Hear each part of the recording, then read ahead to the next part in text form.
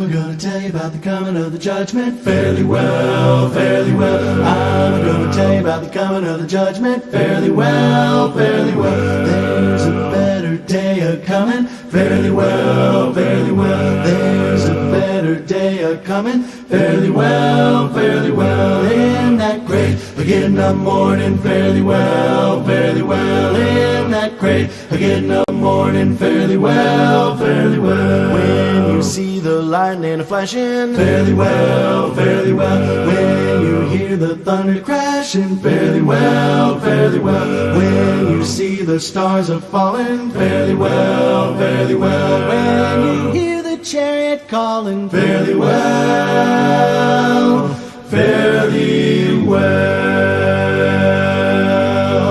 I'm gonna ride the chariot in the morning, Lord. I'm gonna ride the chariot in the morning, Lord. I'm getting ready for. Hi, welcome to Verse of the Day. My name is Brandon Hathaway, and I'm the preacher here at the Westside Church of Christ in Owensboro, Kentucky. I want to thank you for joining me today as we open the Bible and study the Word of God. We finished up the book of James yesterday, and so today we're entering into a new book, going back to the Old Testament, and we are going into Esther.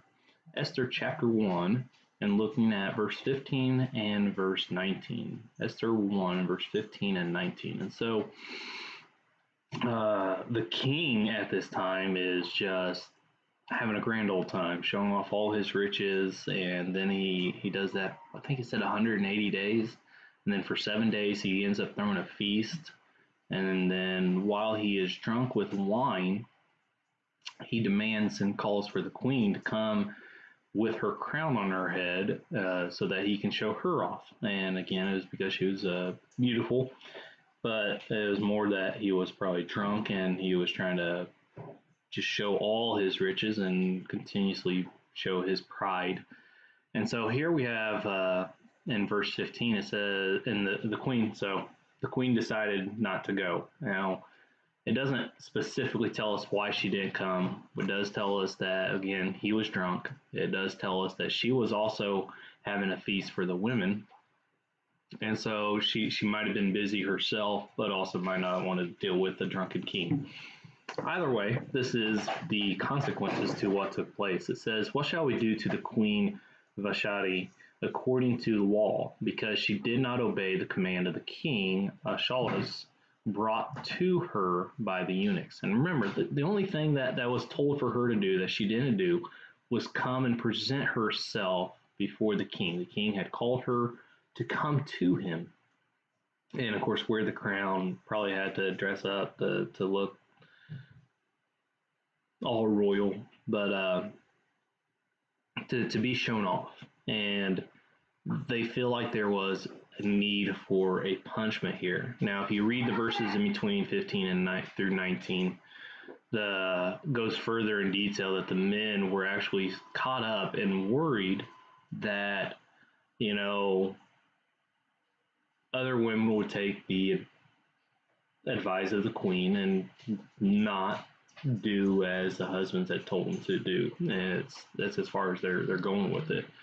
And so the consequences was here in verse 19, it says, "If it pleases the king, let a royal decree go out from him, and let it be recorded in the laws of the Persians and the Medes, so that it will not be altered, that Vashti shall come no more before the king Ahasuerus.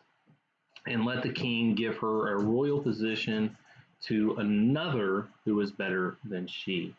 And so because of this, they've decided that she can no longer go before the king anymore, plus they're going to take her position away and give it to somebody else. And so that says how Esther, of course, ends up being the queen.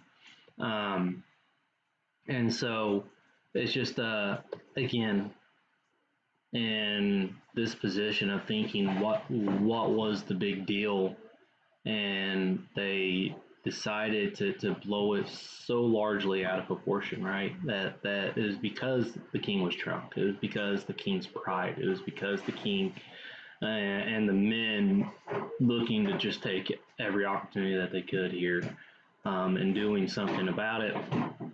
And so, again, why we can't be prideful. We can't go forth and just be me, myself, and I, and think because how great we are and all that we have, and go show it off and be boastful. But also, and to the point that someone told us no, and that we can't go forth and allow that to upset us so much. Anyways, I want to thank you for joining me today. I hope that everybody has a blessed and wonderful Lord's Day. And if the Lord is willing, I will talk